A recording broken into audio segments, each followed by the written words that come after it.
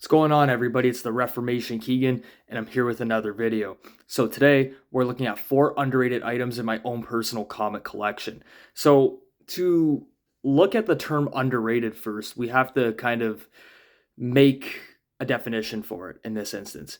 And my definition of underrated in this video is pertaining to the fact that I have a lot in my comic collection and I can't necessarily look at everything in the same regard. So these are 4 items that hold near and dear to me, but sometimes I kind of forget that I have them in a way. And I know that sounds crazy, but when you have a lot of stuff in your own collection, you sometimes neglect the value of what you have and certain items of what you have in general. So to me, I have well over 1,000 comics.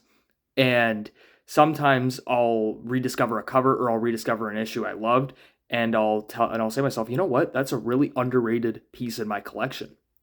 So today we're looking at 4 underrated items in my comic collection. First, we're gonna start with Wizard Comics. So this is more like a magazine, and it's still sealed, fully sealed. And this is the Alex Ross cover of the original Captain Marvel. And yes, I still call him the original Captain Marvel. So Alex Ross, if you already know by watching previous videos, is my favorite comic artist of all time. And this illustration of Captain Marvel proves why I believe he's also the best comic artist of all time. His pastel work with realism just makes for a great, compelling piece that you would see throughout not just comic covers, but throughout an entire comic in general. So if you look at Shazam Power of Hope, for example, Alex Ross illustrates the entire thing, and I think it is the best illustration of Captain Marvel ever.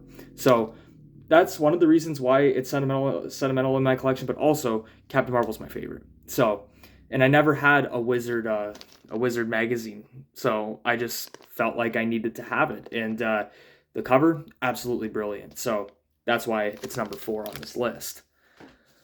Then up next, we have a really cool treasury that I got last year for Free Comic Book Day, I believe. I think it was Free Comic Book Day. I can't remember, but I think that's what it was.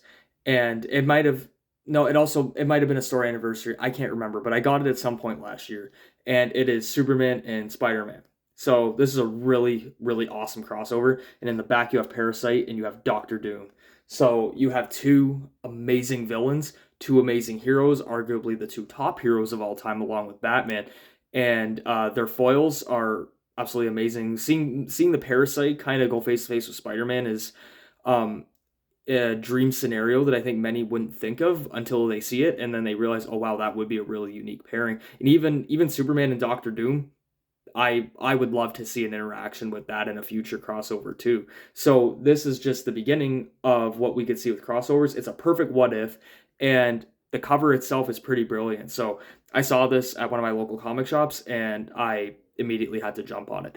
And that's another thing too, is if you are a comic collector, try to support your local comic shops. It really helps them out a lot, and it also helps you in the long run. So if you ever can, try to support local. Unless if there's something you really can't obtain from that comic shop and you have to eBay it, that's understandable. But if you can get most of your weekly comics at your local comic shop, I highly advise doing so, especially in these times. It helps everybody's business.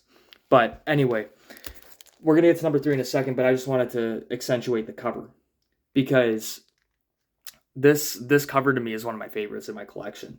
And I love the background of it, and I love how Doom and Parasite are just kind of creeping up behind like most villains would, and Superman and Spider-Man kind of catch them in a way. So that was also a really cool little intricacy that I thought was awesome.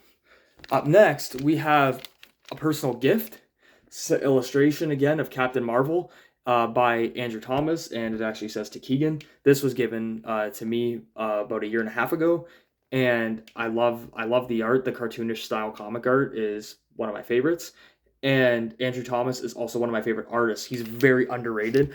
Check him out on Instagram or whatever his social media handles are. It's usually Andrew Thomas Art.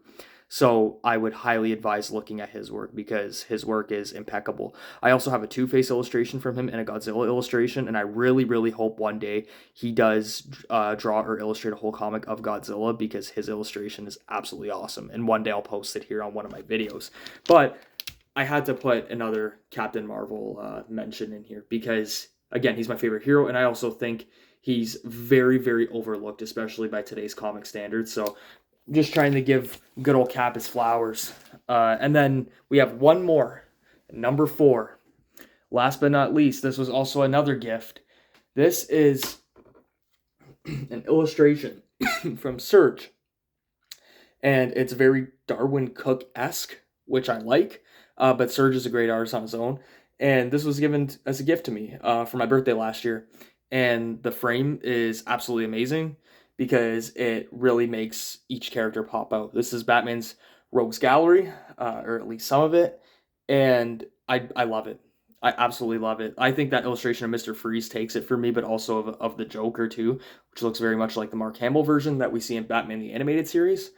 But yeah, this is just a thing of beauty, and I haven't even put it up on my wall yet because I'm trying to decide on where I want to put it. So I have it stored away in some bubble wrap. But yeah, this is absolutely beautiful. It doesn't get much better than this, and I couldn't ask for many better gifts. So those are 4 underrated items in my collection. Let me know what you guys think. Most of all, don't forget to like, share, comment, and subscribe. And if you have anything you want me to do a video on, I'll try my best to do it. And we're going to do some more analyses on comics from an English major's point of view. And I will do some more lists going forward. The thing is with lists is I want to make them interpersonal to me. I don't want it to be like a top 10 best because best is subjective. So I'll probably go top 10 favorites and see what you all think.